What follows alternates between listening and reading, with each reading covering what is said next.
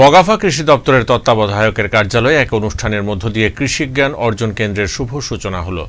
এই জ্ঞানার্জন কেন্দ্রের শুভ সূচনা করেন কৃষিমন্ত্রী রতনলাল নাথ। পাশাপাশি এদিন কৃষি দপ্তরের উদ্যোগে বাছাই করা কয়েকজন বেনিফিশিয়ারির হাতে ট্রাক্টর ও স্প্রে মেশিন তুলে দেওয়া হয়। কৃষকদের আয় দ্বিগুণ করার লক্ষ্যে কাজ করে যাচ্ছে রাজ্য সরকার। রাজ্য সরকারের উদ্দেশ্যকে সাফল্যমণ্ডিত করতে প্রতিনিয়ত কাজ করে যাচ্ছে বগাফা কৃষি দপ্তর। শান্তিরবাজার মহকুমার বগাফা কৃষি দপ্তরের তত্ত্বাবধায়কের অফিসে কৃষকদের সুবিধার্থে রাজ্য সরকারের আর্থিক সহযোগিতায় কৃষি জ্ঞান অর্জন কেন্দ্রের নির্মাণ করা হয়। সোমবার এক অনুষ্ঠানের মধ্য দিয়ে এই কেন্দ্রের শুভ সূচনা করলেন কৃষিমন্ত্রী রতনলাল নাথ। উদ্বোধকের পাশাপাশি এই অনুষ্ঠানে উপস্থিত ছিলেন শান্তিরবাজার বিধানসভা কেন্দ্রের বিধায়ক প্রমোদ রিয়াং, শান্তিরবাজার পৌর পরিষদের চেয়ারম্যান স্বপ্না বৈদ্য, ভাইস চেয়ারম্যান সত্যব্রত সাহা, বগাফা ব্লকের পঞ্চায়েত সমিতির চেয়ারম্যান শ্রীরাম দাস, বগাফা কৃষি দপ্তরের তত্ত্বাবধায়ক রাজীব সেন সহ অন্যান্যরা। অনুষ্ঠানে বক্তব্য রাখতে গিয়ে কৃষিমন্ত্রী সমগ্র রাজ্যের কৃষিজ ফসল উৎপাদনে কোন জেলা কোন কোন স্থানে রয়েছে তা নিয়ে বিস্তারিত তথ্য সহকারে সামনে তুলে ধরেন। কৃষিমন্ত্রী জানান, দক্ষিণ জেলার কৃষিকাজে স্বয়ম্বর, কিন্তু আগের তুলনায় কৃষিজ ফসল উৎপাদনের হার কমেছে।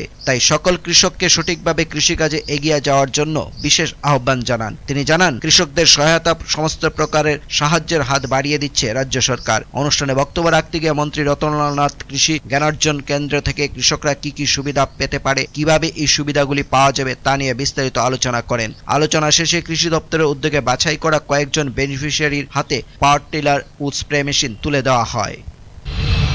দক্ষিণ ত্রিপুরা আমরা স্বয়ম্বর, অর্থাৎ যা দরকার খাদ্যশস্য এবং চাল আমাদের এলাকার যত মানুষ এতে আপনারা স্বয়ম্বর, কিন্তু উৎপাদনশীলতা কিন্তু অন্যান্য জায়গায় বেশি এগিয়ে যাচ্ছে।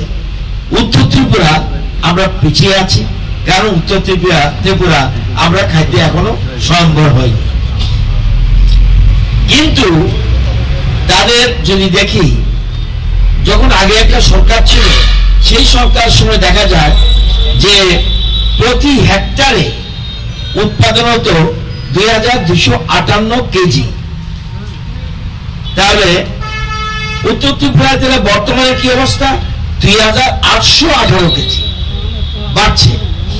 উনকোটি এটা প্রায় খাদ্য সম্ভারের কাছাকাছি, তবুও সম্পূর্ণ না।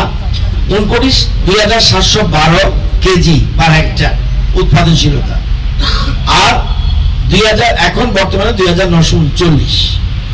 দলাই 2254, এখন 2518। খোয়াই 2665 এবং বর্তমানে 2949, 284 কেজি প্রতি হেক্টরে বাড়ছে। Bureau report, focus Tripura.